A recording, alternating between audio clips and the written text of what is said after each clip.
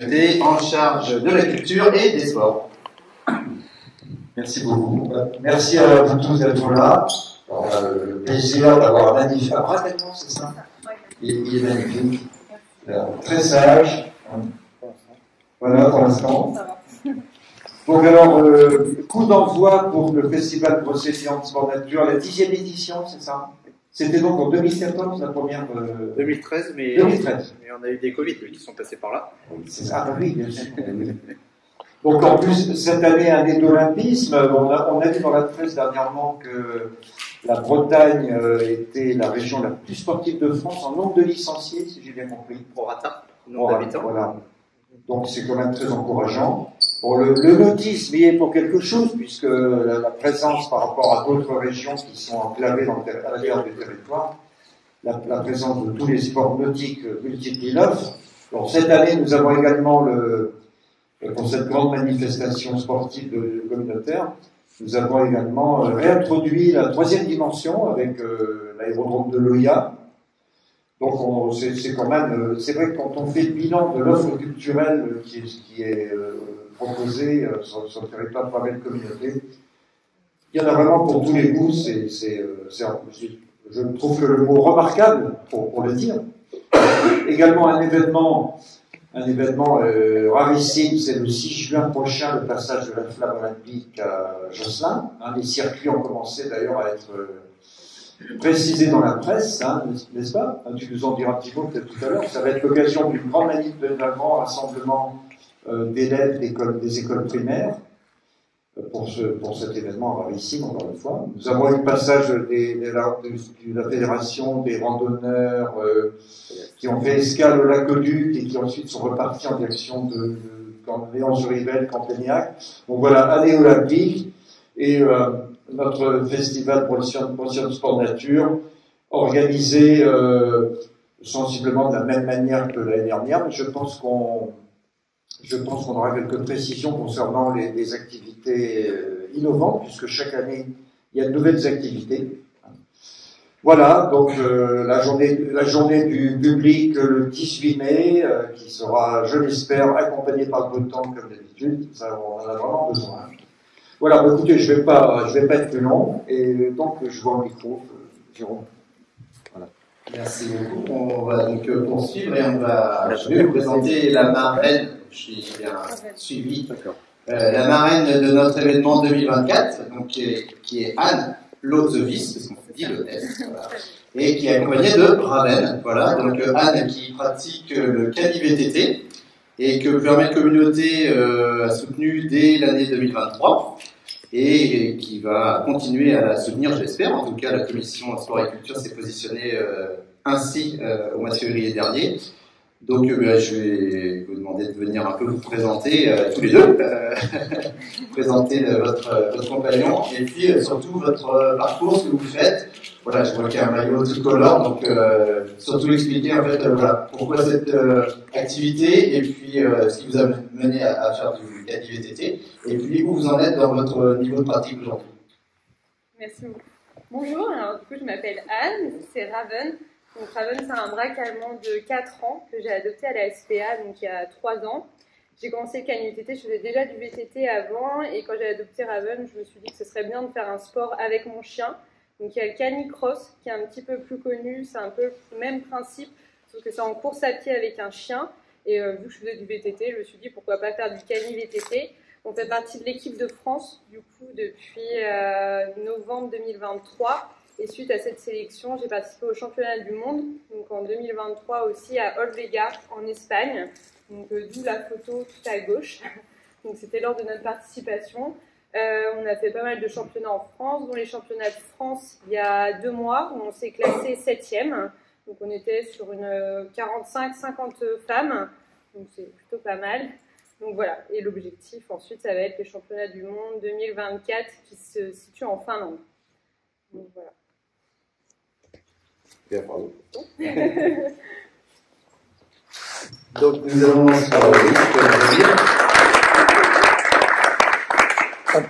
Jérôme, on peut poser des questions là? Ah oui. Quelle est la longueur de la laisse? Parce que j'imagine que ça ne doit pas être évident pour l'équilibre du vélo. Là.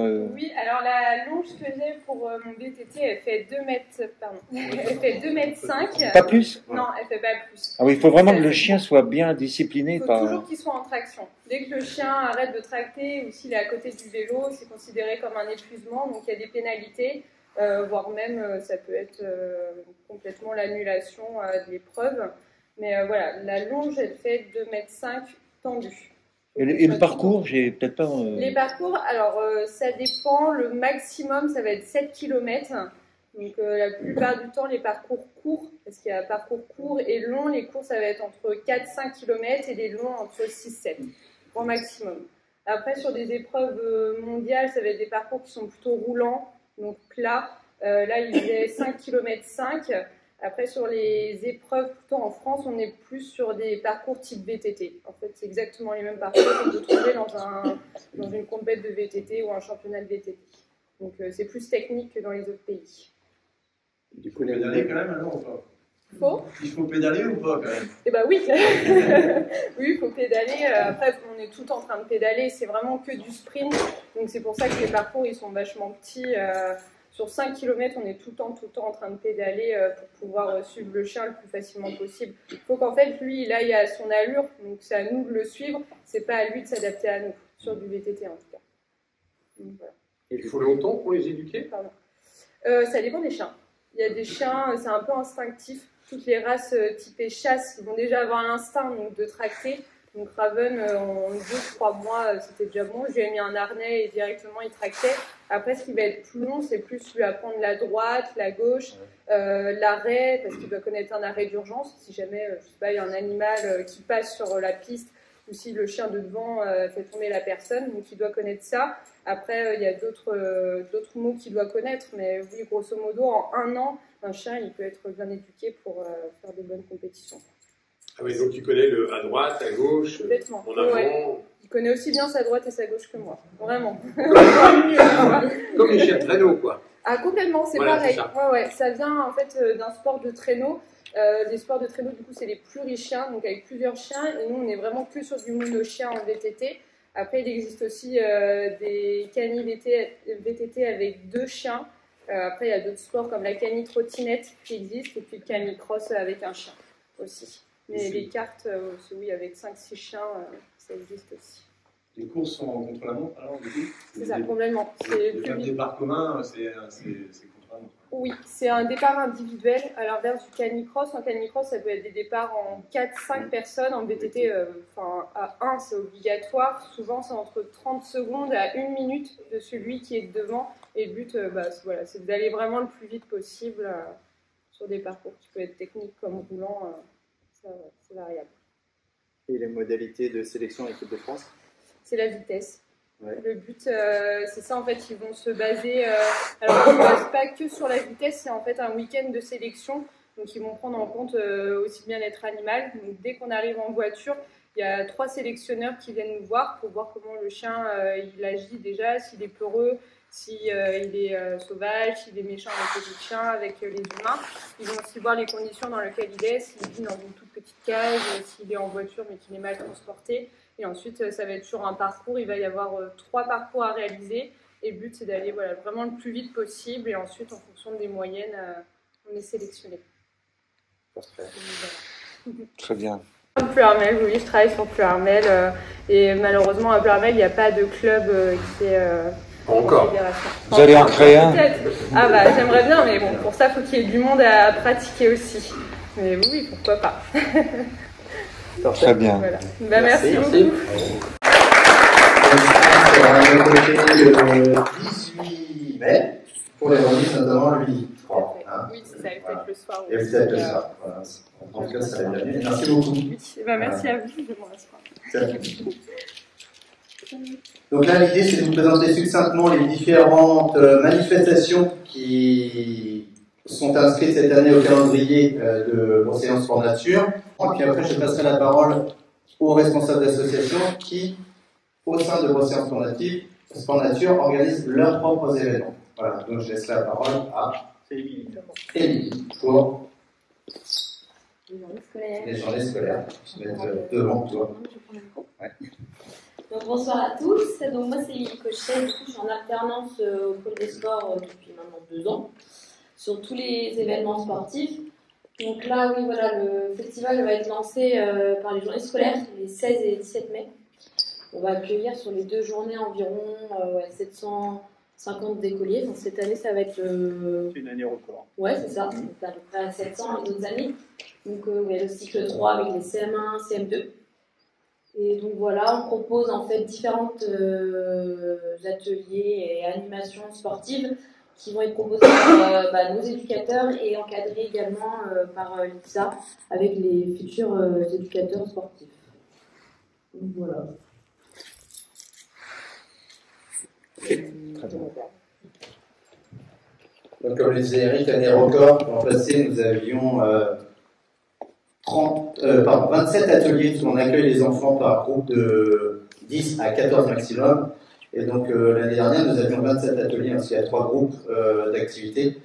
Et donc, cette année, on est obligé de passer à 33 ateliers pour pouvoir accueillir l'ensemble des écoles et classes qui seront présentes sur ces journées scolaires, donc, et le jeudi et le vendredi. Voilà.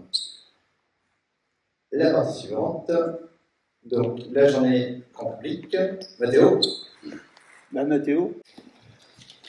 Alors, la journée grand public du samedi 18 mai, du coup, là, elle est portée par le Trail du Lac.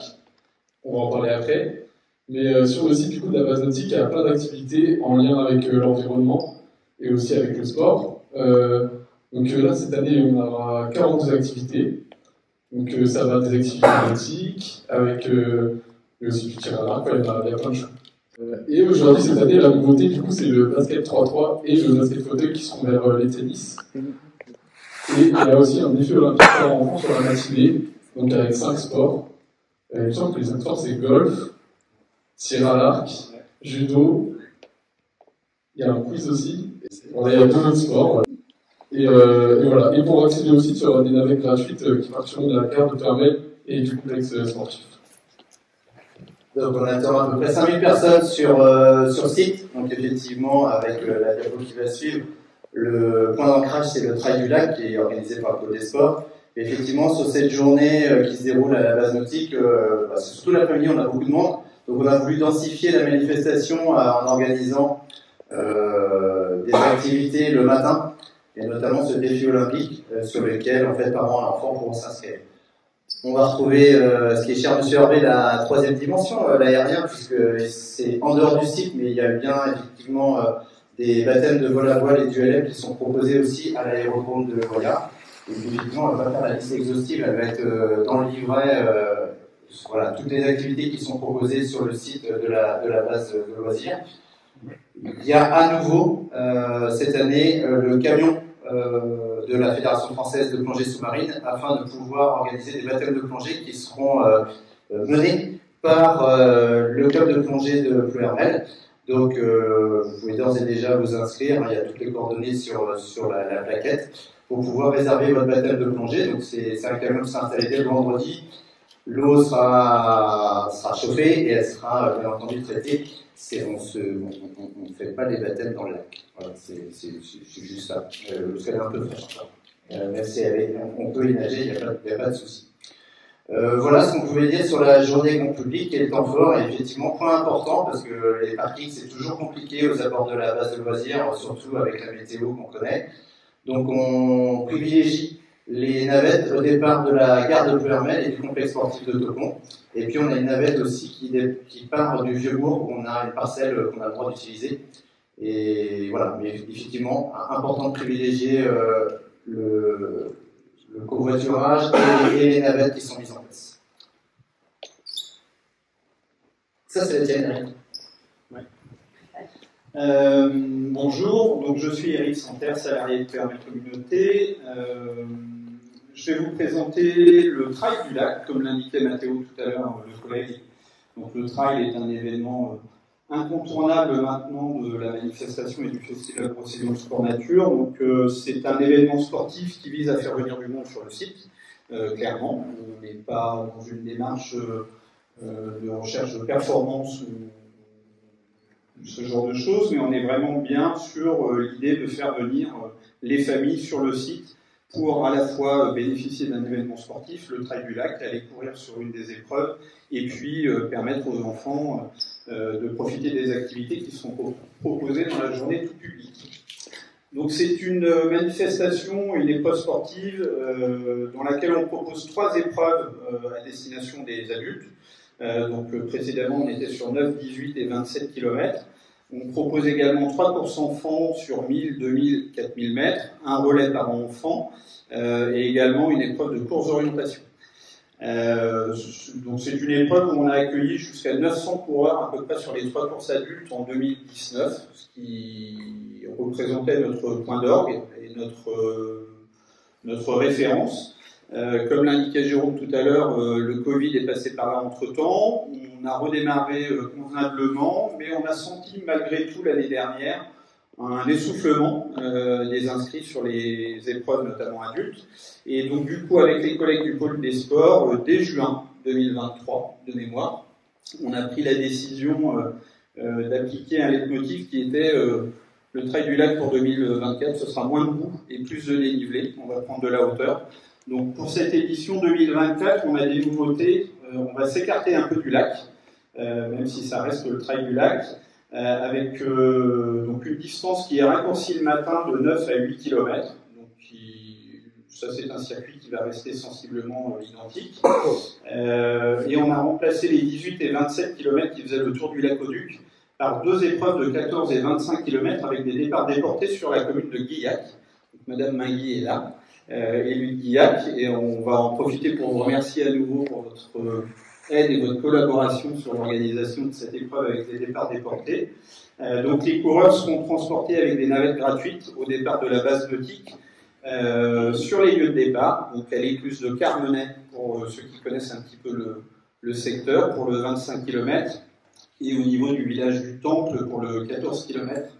Et ensuite les coureurs rentreront par leurs propres moyens en courant jusqu'à la base nautique où sera située l'arrivée de toutes les épreuves. Donc voilà.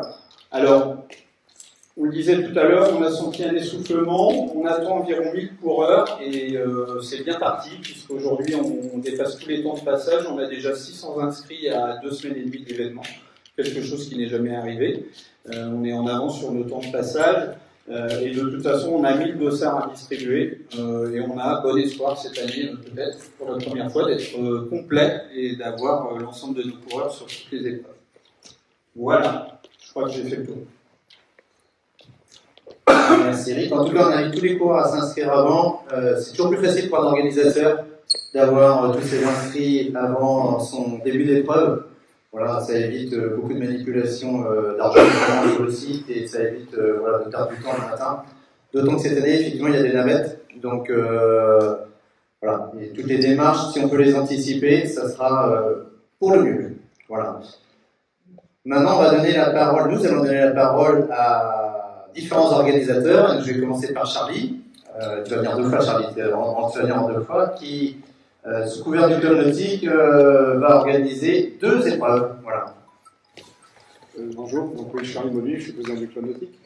Donc on organise, donc je crois que c'est la première fois dans le cadre de Brosséliande Nature, une manche du championnat de France de kayak polo. Donc le kayak polo, c'est une discipline qui commence à être très prisé sur le lac, on a à peu près une 50aine de licenciés. L'originalité, c'est que les équipes sont mixtes, c'est pas mal.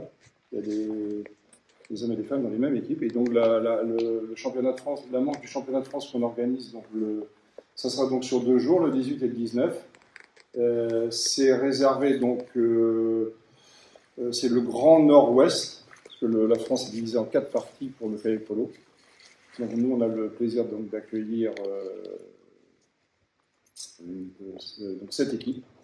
Il y a Saint-Omer, il y a des gens du Calvados, etc. Donc il y a des garçons et des filles. Donc nous, on a une équipe qui est engagée dans la compétition et qui espère... donc là, c'est du N3, National 3. On espère bien que s'ils gagnent là, ils accéderont à la National 2. Ce qui est pas mal. Voilà, donc qu'est-ce que je peux vous dire de plus? Donc le kayak polo... je ne sais pas si vous connaissez, si vous avez déjà vu, c'est assez animé, spectaculaire et sportif. et engagé. Donc l'idée c'est du polo, enfin c'est un peu comme le water polo, sauf qu'on n'est pas dans l'eau, on est dans un bateau, avec plein de choses possibles réalisables. C'est ça qui est un peu l'originalité de ce sport. Il n'y a pas beaucoup d'interdictions, ce qui n'est pas facile à remettre. Mais c'est sympa pour ça. Voilà, la deuxième, non? Après, si tu veux bien, Charlie. Merci. Donc on a, il y aura à peu près 60 engagés. Toujours sur le premier week-end, le trophée du golf. C'est Pierre qui va nous en donner un petit mot. Oui, donc moi je suis Pierre Bouju, je m'occupe de l'école de golf. Donc, je fais partie du conseil d'administration de l'association sportive. C'est un golf qui est géré par Blue Green, mais qui est un golf communautaire. Et donc nous, sur le trophée du Brocéliande Sport Nature, on a plusieurs volets. Donc déjà, il y a des initiations pendant la semaine de l'autre côté base nautique, avec Nicolas qui est le directeur et enseignant du golf. Et puis le week-end, on a samedi 18 et dimanche 19 compétition. Samedi 18, un petit peu plus à destination des jeunes, on fait une série spéciale pour les jeunes. Et dimanche 19 pour tout le monde sur 9 trous ou sur 18 trous, avec une remise des prix à la fin qui permet de récompenser en général quasiment tout le monde, parce qu'on a une belle dotation de la part de notre communauté. Je remercie d'ailleurs Jérôme et Alain Hervé qui sont vraiment présents à nos côtés. Et puis la petite nouveauté là, depuis l'année dernière, c'est qu'on a mis en place des trophées qui ont été faits par un artiste de la Gacilly. Trophée assez joli qu'on remet en jeu d'année pour les vainqueurs dans chaque série. Voilà. Merci. Merci Pierre. Toujours sur le même week-end, je sais pas s'il y a un représentant de l'association de randonnée de Campénéac. Je ne pense pas, je n'ai pas vu. Donc le dimanche 19 mai, donc, il y a une randonnée VTT et pédestre à Campénéac sur les circuits et dans les bois aux alentours de la commune. C'est une randonnée qui est très prisée, très connue, sur laquelle il y a toujours entre 1000 et 1500 participants. Voilà, c'est une randonnée très sympa et voilà, je ne vais pas vous dire beaucoup plus, je vais passer à la suivante. Et Isabelle, je vais te donner la main. Oula. Oui, je veux que tu me donnes la main, mais je ne vais pas me faire d'ici. Bonsoir à tous. Alors moi, je suis Isabelle Briens, je suis la responsable animation de l'association Patrou 56. Alors si quelqu'un ne connaît pas cette association-là, on récolte des fonds pour venir en aide aux gens atteints du cancer sur le pays de Pérmel. Donc moi, ça fait déjà quelques vides-greniers qu'on organise.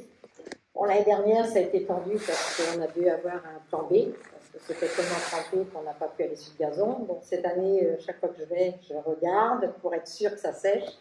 Parce que bon, l'année dernière, on a dû se mettre sur les parkings. Il n'y avait pas le charme de se retrouver dans l'herbe, mais enfin bon, c'était quand même bien, parce qu'on a été très satisfaits. Et donc là, cette année, c'est bien parti. Les réservations tombent, ça tombe tous les jours dans la boîte aux lettres, donc c'est formidable. Voilà, c'est tout ce que je pouvais dire sur le vide-grenier. Enfin, en tout cas, très pressé toujours d'y être. Merci. Merci beaucoup.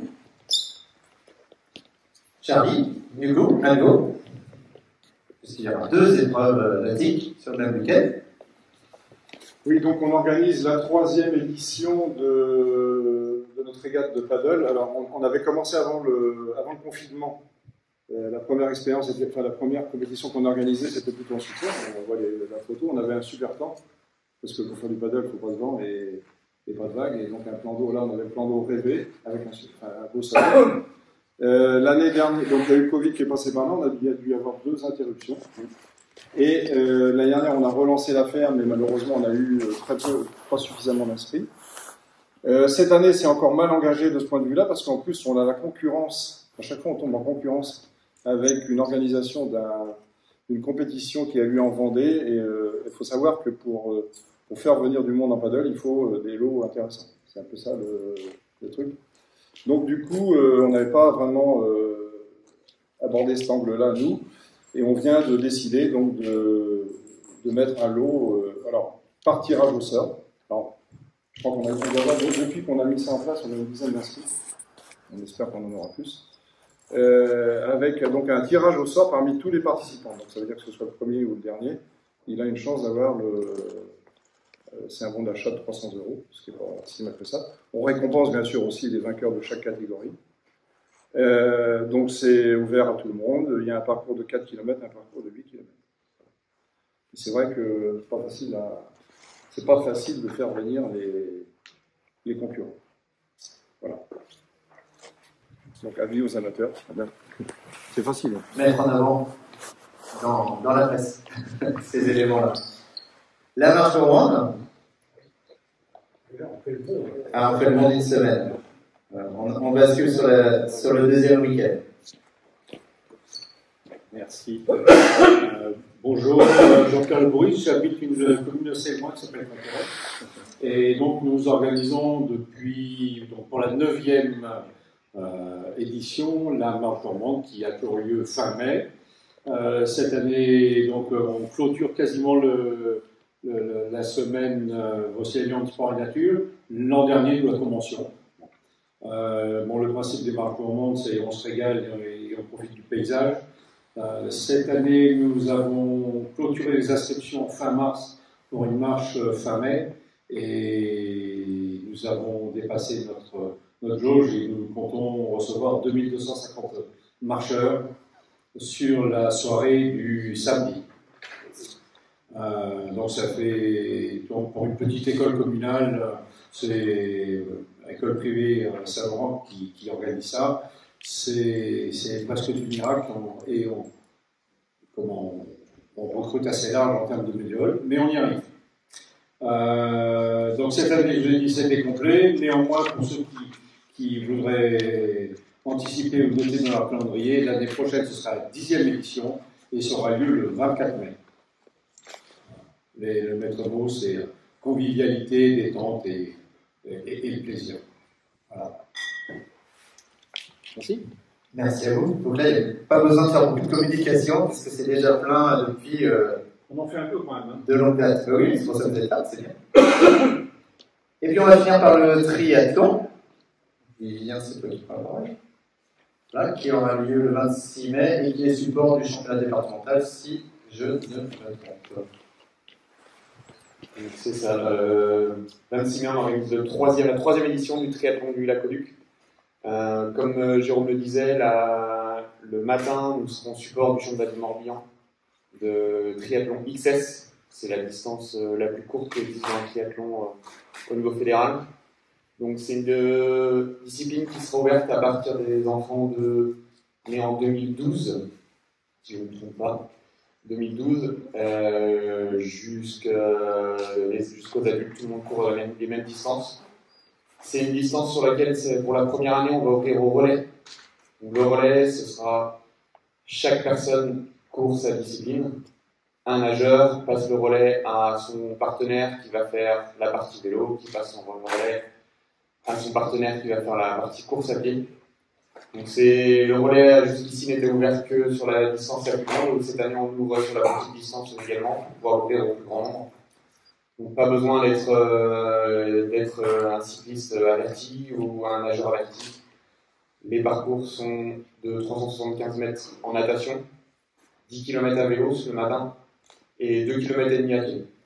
Donc c'est des distances qui sont abordables, surtout si on divise les rôles avec chacun sa discipline d'affinité. Ça se passera le matin de 10h30 à midi. À midi, on passe le relais aux enfants, puisque les enfants, pour une première année, pour la première fois, auront la course. Pour les enfants nés de 2011 à 2018, donc avec des distances qui seront, elles, très adaptées aux âges. On fera 3 tranches. Donc vraiment, c'est des tout petits parcours. Pour le coup, eux n'ont pas de relais. Ils auront les 3 disciplines à faire. Donc, sur le temps de midi, entre midi et 14h, place aux enfants. Et l'après-midi, la grande course, la course à plus longue qu'on ait nous ici, c'est la distance S, ce qui est la moitié de la distance que font les Olympiens en 2024 par 2024. ils font la double licence. Nous, c'est la licence S. Donc c'est 800 mètres de natation, 750 mètres de natation, 20 km à vélo et 5 km à pied. Donc pareil, toujours ouvert au relais. Donc avec toujours une personne qui peut nager, une autre faire le vélo et une dernière faire la course à pied. Cette année, on est arrivé aujourd'hui, là, cette semaine, on a passé le cap du nombre d'inscrits qu'on avait l'année dernière le jour J. On est à quasiment 4 semaines de l'événement. Donc on est plutôt parti pour un record. On espère cette année que les relais vont se développer. C'est un moyen pour nous de faire découvrir notre sport à tout le monde. Donc c'est ce qu'on aimerait mettre en avant, que les relais, les enfants sont plus que bienvenus. On aimerait faire découvrir notre sport au plus grand nombre. Et voilà. Et on est un tout petit club, on est 22 licenciés cette année. Et c'est une organisation qui réclame 170 bénévoles. Donc, si vous avez des bénévoles autour de vous, on est preneurs. Notamment chez les kayakistes, puisqu'on a des kayakistes qui accompagnent le long de l'eau les nageurs. On leur demande pas de faire le sauvetage, juste d'accompagner. Il y a des sauveteurs en place, des sauveteurs professionnels. Et ça reste une grosse organisation et on sera heureux de vous accueillir pour faire partager ce sport français. Merci Lilian. Donc avec Charlie qui est en manque d'inscrits sur Sapa de l'Ouest. Voilà. Donc petite communication supplémentaire et on ne pouvait pas finir sans nos partenaires, alors qui sont nombreux comme vous le voyez et que bien entendu je vais remercier. 2 partenaires institutionnels que sont le conseil départemental et le conseil régional, et un partenaire associatif qui est le CDOS, le comité départemental olympique et sportif, qui pilotera le petit défi olympique du samedi, et puis l'ensemble des partenaires privés que je vais citer, l'entreprise Leclerc, Océane Radio, alors l'Océane qui est un partenaire associatif aussi qui nous accompagne sur le trail, JPA, ici à Josselin, la SOR départementale, le Crédit Mutuel, ici présent, la société Colas, les fermetures du Port-Ouest, Job Box, Bureau Valais, du Bourg Encadrement, ici présent, et qui représente aussi Bréséo. Voilà. Et j'en profite pour indiquer qu'il y a un challenge Bréséo dans le cadre du Trail du Lac sur le 8 km. C'est un challenge d'entreprise, c'est une nouveauté qu'on n'avait pas signalé tout à l'heure. Donc, voilà, ça permet en fait aux entreprises de faire venir leurs salariés et de créer un petit challenge entre ces entreprises. Nous avons la société Inedia qui est là présente ici avec nous. Agri Intérim qui est un nouveau partenaire, je voyais voir en jaune. Nesten, Enedis, Intersport, Groupama Loire-Bretagne, l'IBSA qui est l'organisme de formation des éducateurs sportifs qui nous accompagne sur les journées scolaires, la société de transport local, Bodycross qui est notre fournisseur d'équipementiers sportifs qui nous fournit cette année les t-shirts pour les coureurs, la société Illico qui est ici présente et qui est aussi partenaire du challenge du trail dans lequel s'inscrit le trail du lac de Clermel, et enfin la société Oversteam qui est un co-traitant d'Intersport, voilà, produit énergétique pour la course à pied. Et bien entendu, Clermel Communauté, qui est le financeur et l'organisateur principal de cet événement. Voilà, merci à tous ces partenaires et merci à tous mes collègues pour le travail qu'ils ont fait pour justement toutes ces recherches de partenariat et cette association d'images entre les entreprises privées et notre collectivité pour la manifestation.